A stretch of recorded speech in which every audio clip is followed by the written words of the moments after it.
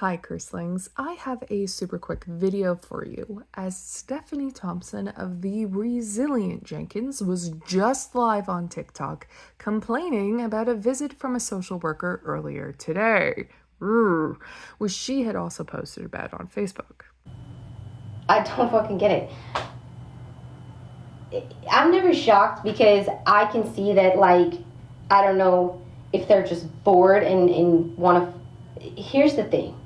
A visit that she says she met with hostility, and rather proudly, I would say, maybe too proudly. I was low-key so irritated with that caseworker and the way he just kept cowering after he would say something to me. Like, bro, you are making an accusation to me and then you don't like my energy back.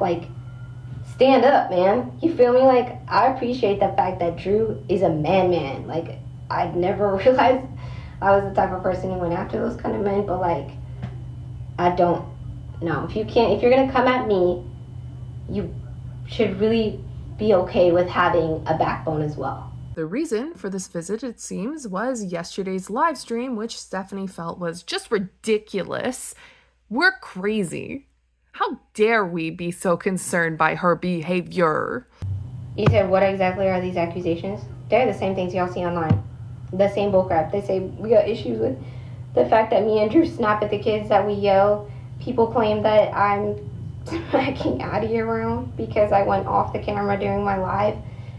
What happened was, I went up to her and I tripped over some freaking blanket and it knocked a toy off the couch. And I know exactly what happened. I was like, y'all literally turned that into, I went and dealt with her and smacked her.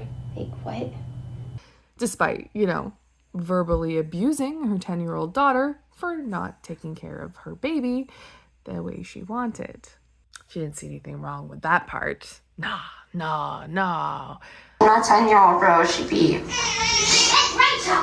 Holy fuck. Give me the baby now and go do your chores. Oh, trying so hard to help. Addie. No, you're not, and you need to stop. Stop, please. Addie, I already said stop, please. Holy crap. Instead, Stephanie feels like the social worker is harassing her.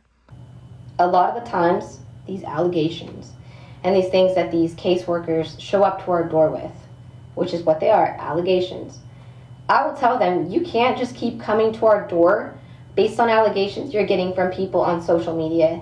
I know how it works. They need to be people who interact with us, who actually see these kids and would know what condition that they're reporting, supposedly. And you're not just able to just be like, oh, this is what it is. And they continuously do it. And I get that for the first couple initial, what do you call them? I don't know how many times they can just show up with the same bullshit before it's just fucking harassment at that point.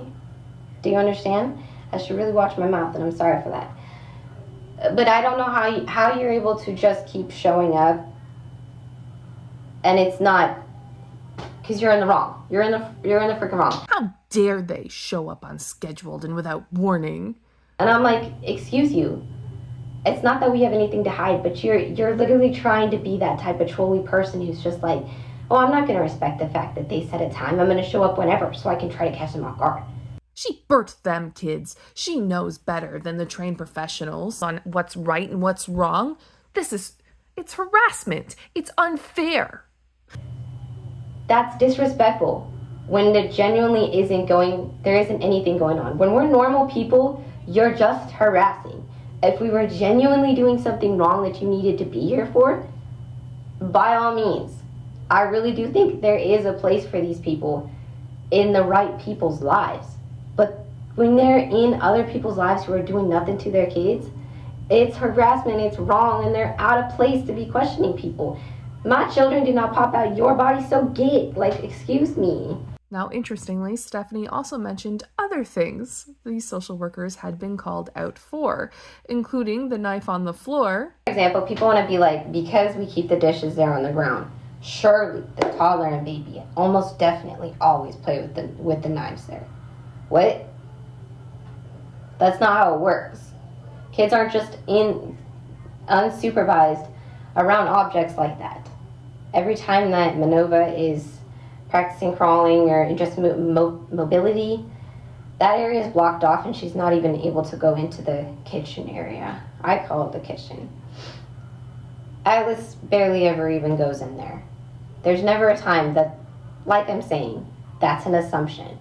You assume that because in my cleaning videos, I don't have an angle of all of the kids in the video, you can't see them all. Surely I just push them all outside and then I go in and clean and leave my kids unsupervised. Again, an assumption. And letting the baby sleep with far too many blankets because that's a safety risk. And you're still saying that, like, the baby sleeps in a crib with a bunch of extra blankets. I've sent these caseworkers multiple photos of her actually asleep, and that's not the case. So I don't know why they keep, how many times can they keep saying this, and you're like, but no.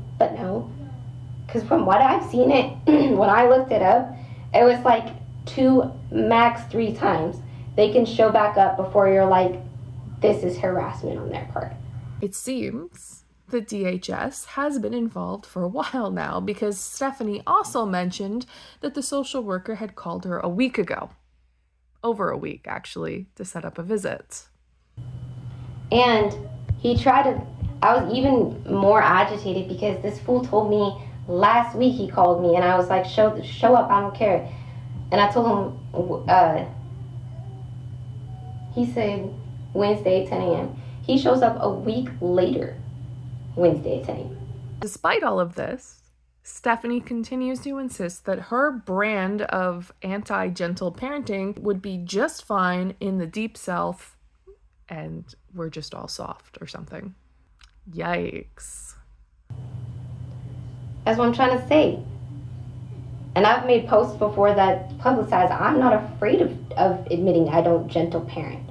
I do snap at my kids. It's not the first reaction. Most of the time I'll tell my kids like 1 or 2 times like, hey, okay, we're not doing it. Excuse me. Like, you know what I'm saying? And I'm like, and I said something during that live. I was like, but y'all gonna have an issue with the fact that I just dealt with my child but I didn't, that's the thing, she dealt with her.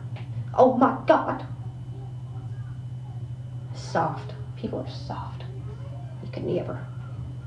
I just so low-key sometimes think I'm in the wrong part of the continent. I really think I'm supposed to be down south, where it's not such soft individuals. No offense.